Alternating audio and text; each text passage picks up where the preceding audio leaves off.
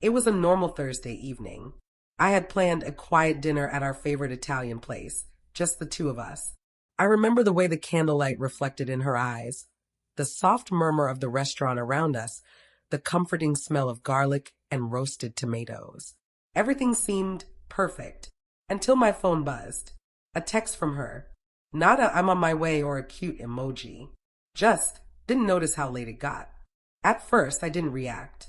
I sipped my wine, trying to push away the strange twist of unease curling in my stomach.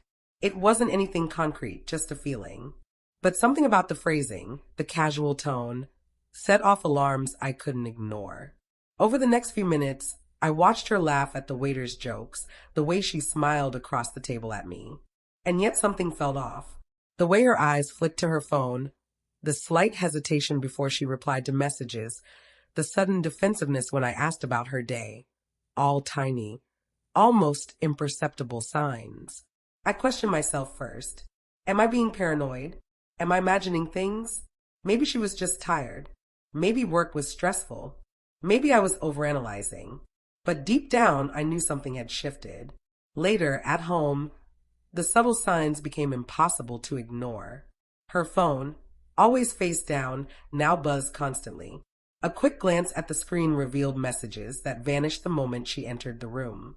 Late nights became more frequent, with excuses I wanted desperately to believe. Just a project, she'd say. You know how it is. But the hesitation in her voice, the faint guilt I felt she couldn't hide, started to erode the foundation of trust I'd built over years. The breaking point came quietly, not with a scream or a confrontation, but through small, undeniable evidence. I noticed the pattern, the late-night texts, the soft laughter on the phone when I wasn't around, the way she avoided my gaze. One evening, I saw a message slip across the corner of her screen before she quickly locked it. "Can't wait to see you again." The room seemed to shrink. My heart raced, my hands trembled, and for a moment I couldn't breathe. I had built a life with this woman, shared hopes and fears, celebrated birthdays and anniversaries, and now I realized that some of those shared moments might have been illusions. I didn't confront her immediately. I needed clarity, control. So I did something small but deliberate. I remained calm, even cold, the next time she texted something ambiguous. I replied simply, "Noted."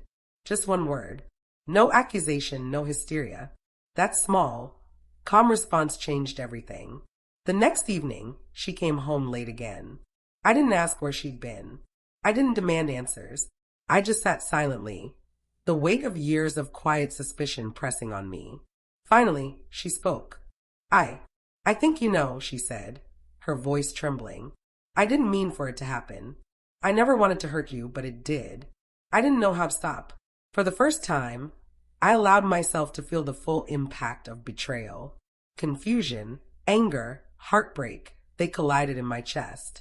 Memories that once brought warmth now stung like salt in a wound. The late nights, the whispered excuses, the tiny lies that added up, they weren't just coincidences. They were proof of a love that had fractured while I had been blind. We talked for hours. I asked questions I knew I deserved to ask, and she answered, revealing not just guilt, but fear, loneliness, and a desire to feel alive in ways she couldn't with me. I saw her humanity, and yet I couldn't ignore the damage done. Love alone couldn't fix this. Trust, once broken, doesn't mend overnight. In the days that followed, I wrestled with anger and lingering love. I thought about the years we'd shared, the plans we'd made, the family we'd built. Every smile, every touch, every promise, suddenly tinged with uncertainty. Could I forgive her? Could I rebuild what had been shattered? Or was this the moment I realized some things, once broken, cannot be fully restored? Eventually, I made a choice. Not out of spite, not out of vengeance, but out of self-respect. I set boundaries, demanded honesty, and began to reclaim the sense of control I had lost. She apologized, yes, but apologies cannot erase pain. They can only acknowledge it. I realized that healing wasn't about pretending the betrayal hadn't happened. It was about learning to live with it, to protect my heart, and to rebuild trust on my own terms. The turning point wasn't dramatic. There was no screaming, no public confrontation. just quiet understanding, a realization that the person I loved had made choices that reflected her needs, not mine. And that sometimes love isn't enough to keep a relationship intact. Months later, I found a new rhythm. Life wasn't perfect, but it was honest. I laughed with friends again, focused on work, and slowly began to trust not just others, but myself. I learned that calm, even in the face of heartbreak, is powerful.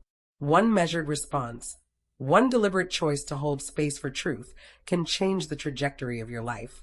I still think about her sometimes, about the smiles that now feel like echoes, about the touch that once felt safe, but now carries the weight of betrayal. But I don't dwell on them with bitterness. Instead, I carry the lessons learned, vigilance, self-respect, and the knowledge that my peace is worth protecting above all else.